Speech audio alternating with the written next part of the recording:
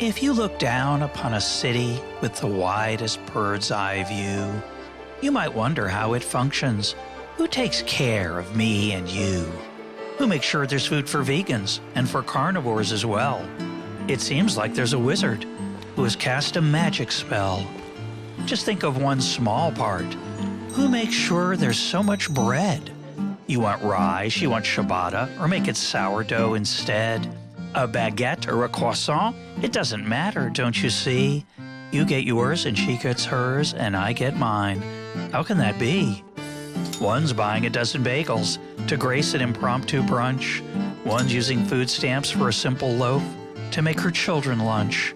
No matter the amount we require, no matter the choices we make, an army of workers has mobilized to fashion the bread we partake.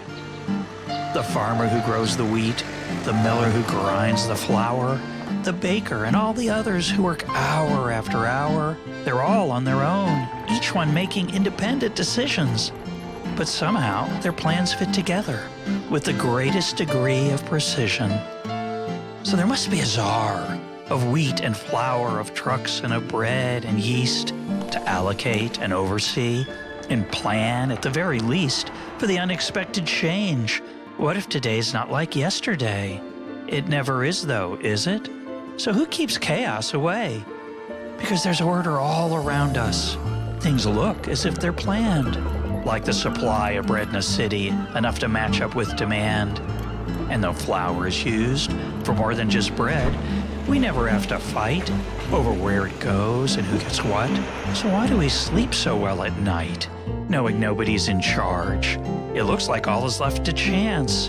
Yet in New York or London, as well as Paris, France, no one's worried the shelves will be empty.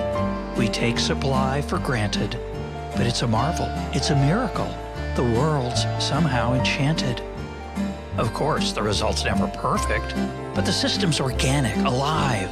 Over time, fewer people go hungry, and more bread lovers thrive.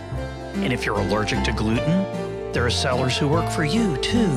Your choices expand, and what you demand is created and waiting for you. I have my tastes, and you have yours. We each have our own urges, yet somehow there's no conflict. A harmony emerges. Our dreams can fit together like a quilt that someone weaves us. But there isn't a weaver of dreams. Reality deceives us. And here's the crazy thing. If someone really were in charge to make sure that bread was plentiful, with the power to enlarge the supply of flour and yeast, and of bakers and ovens too, would that person with that power have any idea of what to do? Could a minister of bread do even half as well? Would there be enough of every kind of bread upon the shelves? How could he know how much to make of each kind every day? There'd be shortages and surpluses and waste and much dismay. You might think the job is easy. If the top seller's rye, then for every variety, push production up that high. Then no one's disappointed. Bread eaters will rejoice when they see that every bakery is filled with so much choice. Bread eaters, yes, but help. The forgotten pizza lover cries, all the flour's gone to baking bread. There's none left for the pies of pepperoni, deep dish, thin crust, and Sicilian.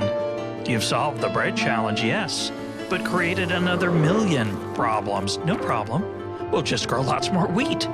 But that means less of something else that people like to eat, which only makes the puzzle of the harmony around us much more puzzling. This order, this peace has to astound us. So many things we count on, yet no one's behind the curtain. No wizard, no controls, yet the supply of stuff near certain. Every morning, the bakers rise early to make sure your bread is fresh. And the world gets more complicated, but the plans just continue to mesh. Every morning, the bakers rise early. They're not under anyone's command. Where in the anatomy textbooks can I view an invisible hand? The key to the process is prices and the freedom to shop where you want. competition among all the bakers, make sure that they rise before dawn, to make sure the bread's near perfection, to make sure that the buyer's content. You don't have to know economics to know when your money's well spent. We know there's order built into the fabric of the world of nature, flocks of geese, schools of fish, and every boy and girl delights in how the stars shine down in all their constellations, and the planets stay on track and keep the most sublime relations with each other. Order's everywhere, yet we humans too create it. It emerges, no one intends it, no one has to orchestrate it. It's the product of our actions, but no single mind's designed it. There's magic without wizards, if you just know how to find it.